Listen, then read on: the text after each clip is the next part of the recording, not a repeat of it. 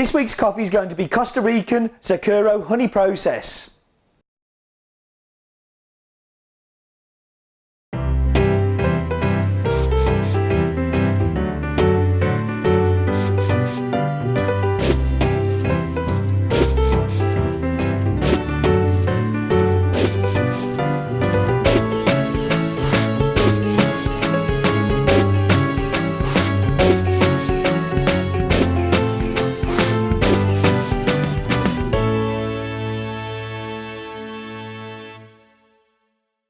Hello everybody and welcome to In My Mug, episode 157. I'm your host Stephen Layton. And as I said, this week's going to be all about Costa Rican Zarcero honey process. So, let's talk a little bit about the coffee. It's another one of our direct trade coffees, one of the ones I found on my trip in February this year. He's one of the last of the Costa Ricans. We've got one more to come after this. But I've been sitting on this one a little bit. When I cupped it, I loved it, and I knew it was great, but I felt with a little bit of rest and a little bit of time as green, this was going to develop into something even more special. I kind of think that hunch has been proved right. So I personally think it really has improved in the last 6 months. It's a tiny, tiny, tiny lot. 10 bags.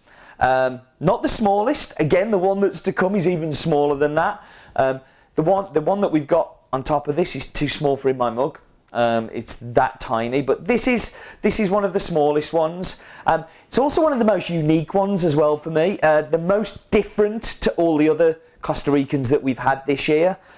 Although there is a little slither of commonality between them. So you know, I mean, Costa Ricans are typically very sweet, and this one is no different. But this one has a little bit more going on. So. The coffee's grown by a guy called Giulio Francesco Ferrara, who is an older guy who I did get to meet while I was on my trip, and he's kind of one of those guys. I put it in the cupping notes for this, but basically we have a rule here at Has Been that if you're under 40, you get called weird, but if you're over 40, you're a character, and Giulio is definitely a character. For sure. When I first met him, he came up to me and he tapped my belly. And he says, need to lose a bit of weight, don't you? And then went into the whole thing telling me how I could lose weight. Which is a bit harsh at the time because I was like on a crash diet and trying to run and do all the things back in January when I realised I was a bit porky. But his honesty was quite funny really and quite quirky, and I got chatting to him a lot and really enjoyed his company. Super cool guy. Going to show you to the left there a picture of his old Jeep.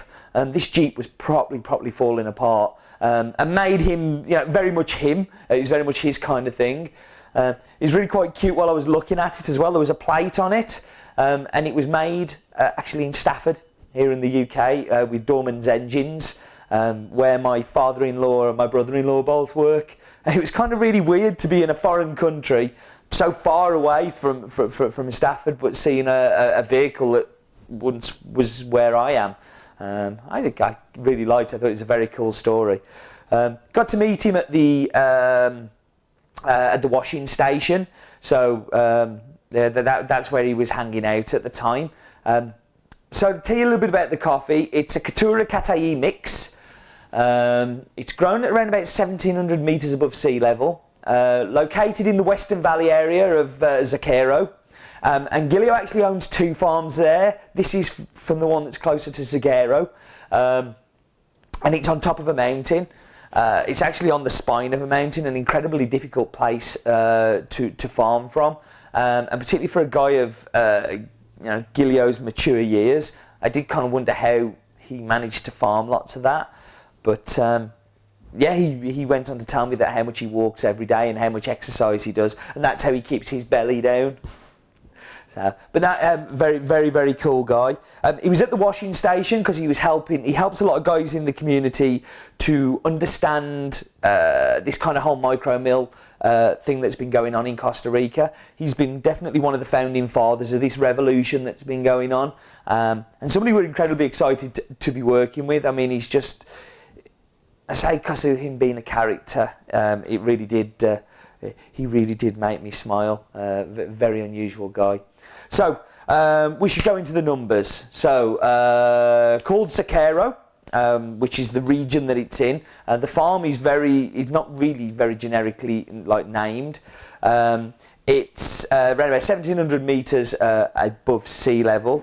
It is owned by Giulio Francesca Ferraro, which he is from the Western Valley, not so far from Herbazu and Licho, so they're kind of very, very similar area.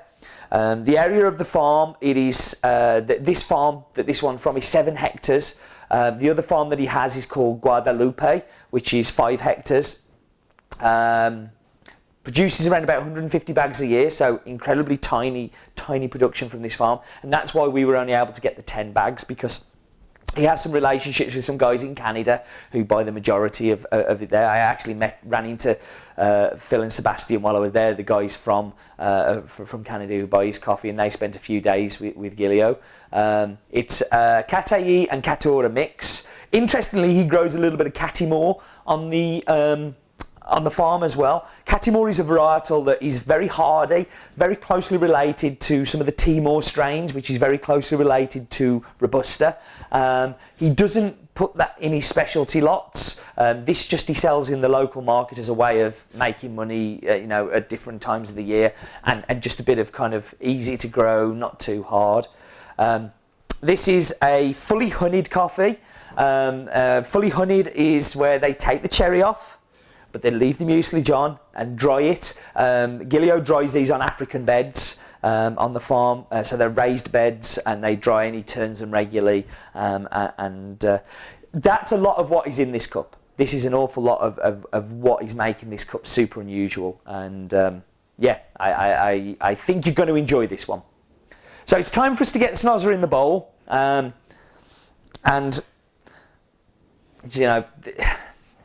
This just smells like a bowl of sugar. That sounds a bit weird because it's coffee, but it smells like a bowl of sugar that's had a spoon of spice put into it, so it's got this tiny hint of spice in there. But this, I know this is how this is going to taste. This is an amazing another one of those ones that's very close to the aromatics coming off it. If you don't normally snozzer in the bowl, I insist you do it on this one.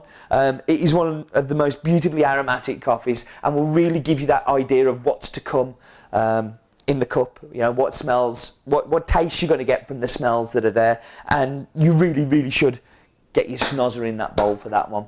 So, before we taste it, it's time for the Wheel of Death. I don't know whether I should do the thrusting. I'll just go, come. That was too far out, wasn't it? Come.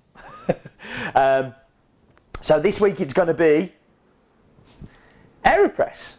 I like AeroPress. I'm quite pleased it's that, because I'm a very big fan of the AeroPress. We were the first UK retailer stocking it, and I remember when we first got it in, people were sneering at me on some of the coffee forums. But I thought it was cool, and I thought it was worth stocking, and now lots of other people think it's cool, so that makes me quite happy that we got onto that one quite early. It's quite apt that I've got this one, because this week I'm going away, and this is one of the first things I always pack in my luggage before I kind of go off, and this will definitely be coming with me to Ethiopia.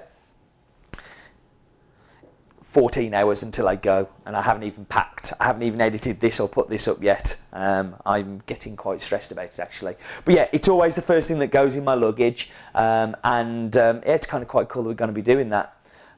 So yeah, if you want to know about my technique, I'm going to go. I love doing things like that. You can see now that we've got the brew guide that I did. This was the initial brew guide that we did back in the day.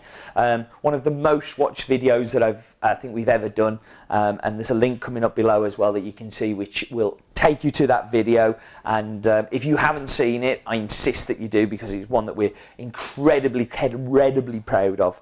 I think we did a good job with that one.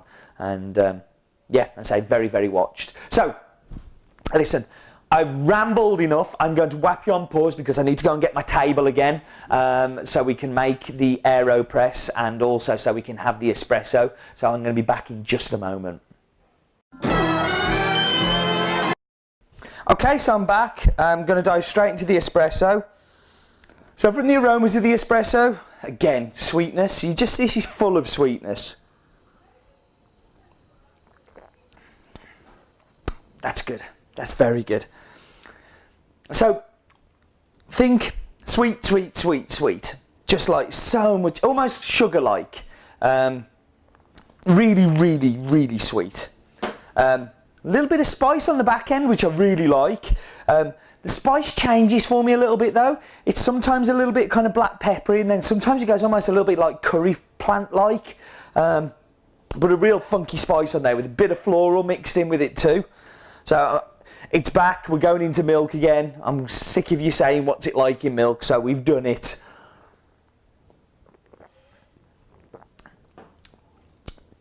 That spice really cuts through the milk.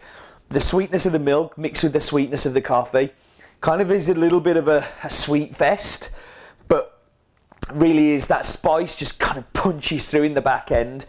And when people say cut through milk, sometimes I think that we mistake that for roast, you know, so it being a bit darker cutting through, but that cuts through the milk beautifully.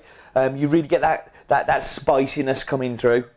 In milk, I think that works amazing. So, AeroPress, it's been brewed a little bit. I've washed my paper. I really should be weighing this, but I haven't got the time. So paper's washed. Whapping the paper on, should be giving it a stir, but I'm not. So if you want to go and see my technique when I'm not on camera and I'm not being rushed, again, links coming up again. Go take a look at that. I'm very, very proud of that one, and the guys who helped us with that at Tentacle did an amazing job. They really, really did. I think it's stunning. So that's about 30 seconds, not. So the cut. Whoa! Don't do it on a table that moves up and down. There's a top tip. Don't multitask either, you know. There we go. So that's through. So that's around about a third in there, and then in the has-been style, dilute it down. So the mug, I've no idea whose mug this is. I found it in the cupboard, and I thought I'm going to steal that for in my mug. Don't know whose it is. Somebody who obviously works here. Unless somebody's breaking in and putting mugs in our cupboard. That could be happening.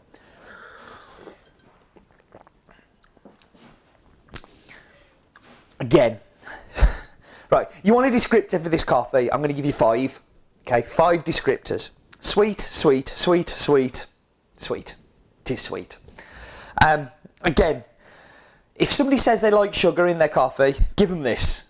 Honest, they'll be amazed. They really, really don't. If somebody says they need milk in their coffee, give them this. They won't, because a lot of the time they just want it to add a little bit more sweetness to the cup, and this is just a bowl of sugar, an absolute mug of sugar.